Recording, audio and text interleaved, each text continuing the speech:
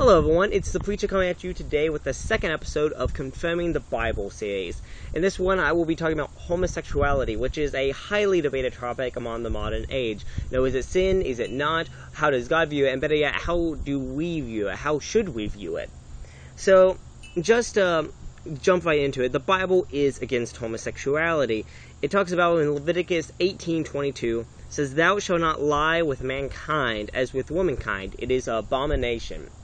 So, right there we show that the Bible is obviously against homosexuality, but for some reason, people see that and say, that's the Old Testament, that doesn't apply.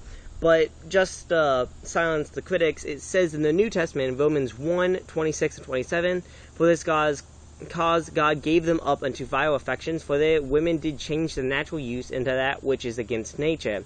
And likewise also the men, leaving the natural use of the women, burned in the lust one towards another, men with men, working that which is unseemly, and receiving in themselves that recompense of their error which was meet."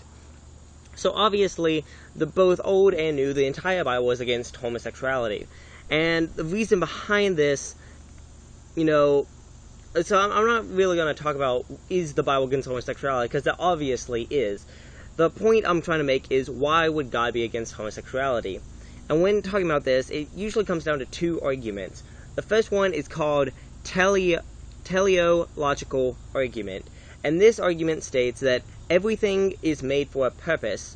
As it says in Romans 1:26, specifically says, "For the women did change the natural use into that which is against nature." So even Romans 1 says that, the women changed that which they should have been doing because it is nature to them. God set everything a certain purpose to do that purpose. And I understand that many atheists won't understand this, because many people nowadays don't believe this. They don't believe that there's a set purpose for everything, especially when it comes to humans. That this idea that humans were here for a purpose is highly debated and highly questioned by many atheists and many other people. So that is the first one to all religious people, that God put a purpose on this planet for men to be with women. It talks about in Genesis that, Eve was made for Adam because they were man and woman, that the woman was made for man, that they are meant to be together. But, furthermore, since I understand that this argument won't work for many people out there, I would like to show a second argument, which is that homosexuality is unhealthy, not only to the person, but to society as a whole. As you find, I'll leave all the links to the studies and whatever down in the links below. I make sure to leave my sources, to study my sources very carefully. But let's jump right into it. Well, number one, when it comes to homosexuality, a lot of people would like to throw out the love grid. He loves him, they just love each other. Why can't you just let people love each other? It's not your business. It doesn't affect you. Why do you have to be bothered by this? So I would like to point out that when studies are done, it does show that homosexuals tend to have more than the usual amount of sexual partners. In fact, it shows that the average American has between 6 to 8 sexual partners in a lifetime, so below 10 at least. However, it does show that the majority of homosexuals will have much more than that. It shows that 68% of homosexuals will have 50 or more sexual partners in their lifetime. In fact, it shows that, one study shows that 21% will have upward of 1,000 in a lifetime. Now, with that in mind, that kind of completely destroys the whole love thing, because when it comes down to love, it's typically thought, one person to another person, that it's like a unity in between those people. But obviously that unity is not there, because it's not one person with another person. It's one person with as many people as they can get. And this isn't just in studies, that it shows that the history points to this. That many of the innovators when it comes to sexual rights were actually like this, that the woman who started the idea of you were born this way, don't suppress your urge to be homosexual. She, in fact, traveled the country in search of people to have sex with, that she lied and cheated just to get it. So, this is such a big issue when it comes to homosexuality, that it's not typically love between two people. It's one person getting as many sexual partners as they can get. But many people would still say, that's not your issue, that's not up to you to decide. But here's the issue, that although homosexuals have such a small part of the population, exactly how much varies from study to study, it does show that they contain the majority of the HIV HIV group, that the majority of people who have HIV is homosexual, which is dangerous. Thinking of how many people they are, how many sexual partners they have, is dangerous to think that many people could be having HIV. In fact, one study shows that as much as 3/4 of homosexuals in some big cities could have HIV and not be aware of it. So this is harmful not only to the people who have it, but also to the people around them, because a lot of them don't know, and a lot of them won't bother telling if they did know.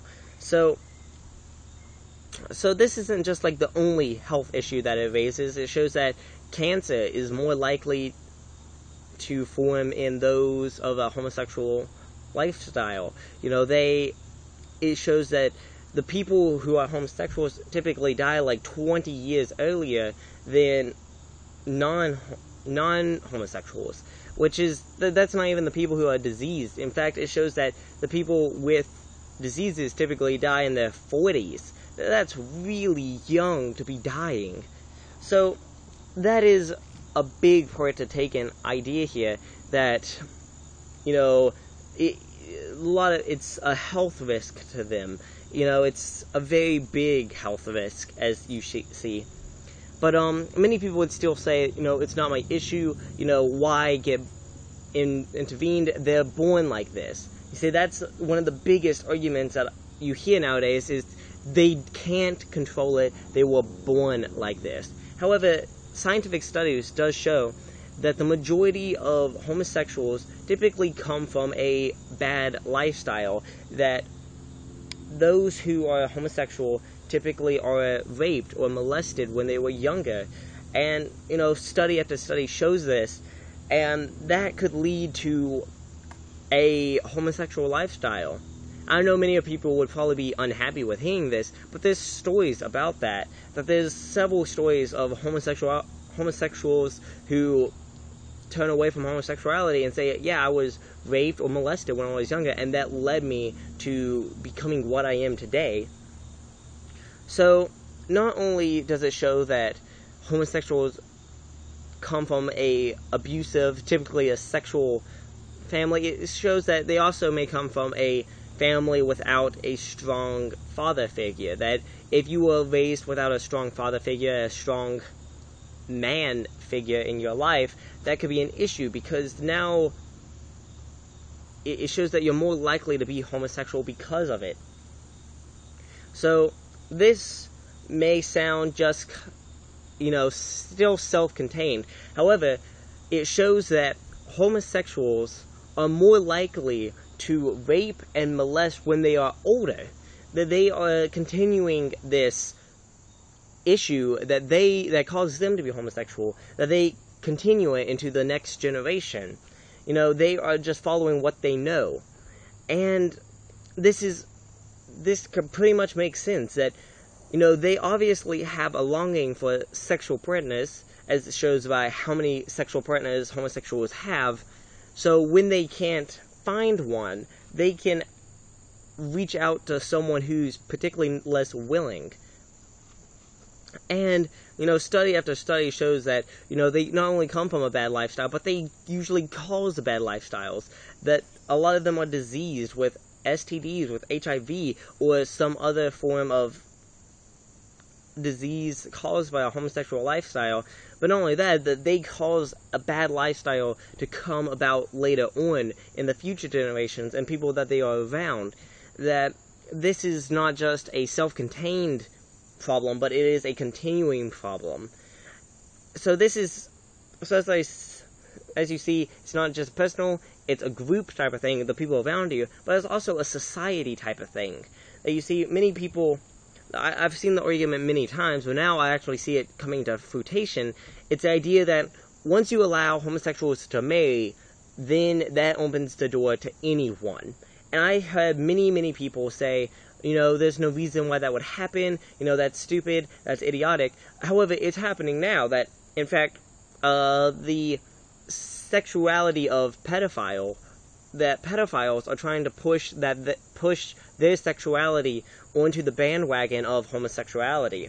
And because pedophilia is technically just wanting a spouse of someone below the age of puberty, it's technically not illegal if nothing happens. And that's what they're saying, that, I should be allowed to like these little kids if I want, and, you allow homosexuality, so why can't I? So if you allow homosexualities, how long after will you allow pedophilia? Sorry about that. Pedophilia. How long after homosexuality will you allow pedophilia? How long after pedophilia will you allow bestiality? Many people say, that won't happen. Why won't it happen? 20 years ago, every single person in America would have told you homosexuals would never marry. And I feel sad about that. 20 years ago, the majority, if not everyone in America, would have told you that. But now it's different. What about 20 years from now? What about 20 years after that? After homosexuals have been accepted into marriage, what then? What comes after this? So, not only, even if you consider homosexuals as fine, you have to consider this opens the door to everyone. That this opens the door to anyone, anything that they want into the idea of marriage. So, there's also a extra addition to this. It's the idea that homosexuality typically destroys the idea of what a man and woman should be. And many people would be like, yeah, that's great, we don't need images of what men should be or what women should be. But here's the issue. We typically do. You find in Japan that Japan is going through something called a gender reversal role, where the women are now seen as more masculine, whereas the men are seen as more feminine. And, many people be like, yay, yeah, that's great, men shouldn't be seen as, manliness. But, Japan is having an issue where no one's getting married. No one wants to get married. Men don't like women anymore, because men are meant to find feminine women. That men are meant to find females who act like females, who are, in essence, females.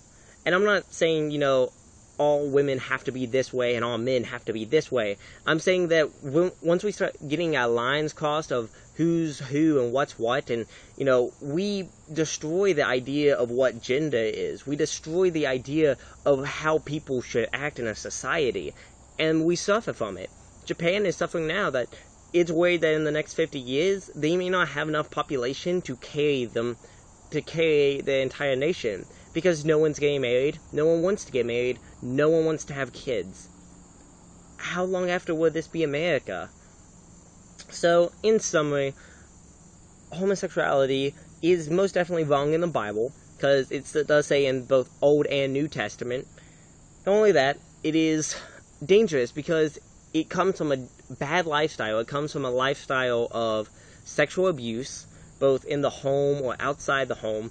And these people tend to grow up and continue this act of abuse into the future generations, which affects personal, it affects the surrounding people, it affects society because it affects what we allow as marriage, allow acceptable, it affects everything. So, that being said, let me say this. Not all homosexuals are like this. Not all homosexuals will have sexual intercourse with everyone. There may be homosexuals out there who find one person and stay with them forever. that doesn't mean it's right.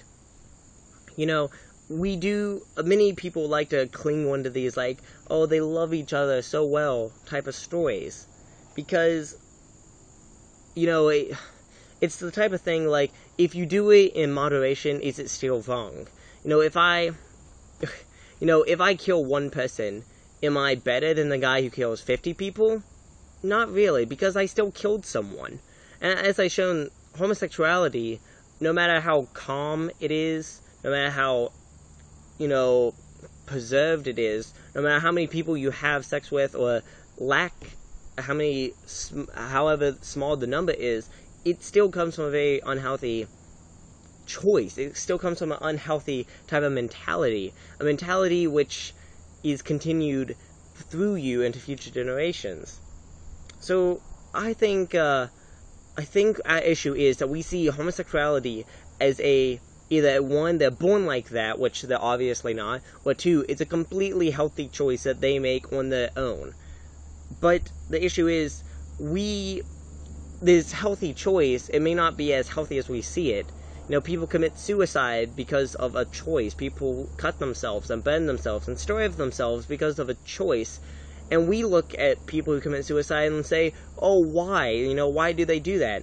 You know, obviously they had some issue, that they had issues that they never got resolved. And homosexuality is the same way. The mass majority of them have this issue that they never resolved, and because of it, they are like they are. So, I do believe that we should treat them kindly. I support the idea of supporting... I support the idea of treating everyone kindly, treating everyone with love and fairness. That being said, we should not allow this, because it would open the door for so many other things. That you can lovingly tell someone that you do not agree with them. So, I guess at the end of the day, that's all I have to say. Thanks for watching, guys. Come back tomorrow, if this comes out on the right day. Comes back tomorrow and watch some more. You know, I have all my sources in the comments below. I have all my links below, my email address, my Twitter, if you want to hit me up on that. You know, like, favorite, subscribe if you enjoy what you see. Leave a comment if you have something to say or ask, because I'm sure you do. So, thanks for watching, guys. God bless.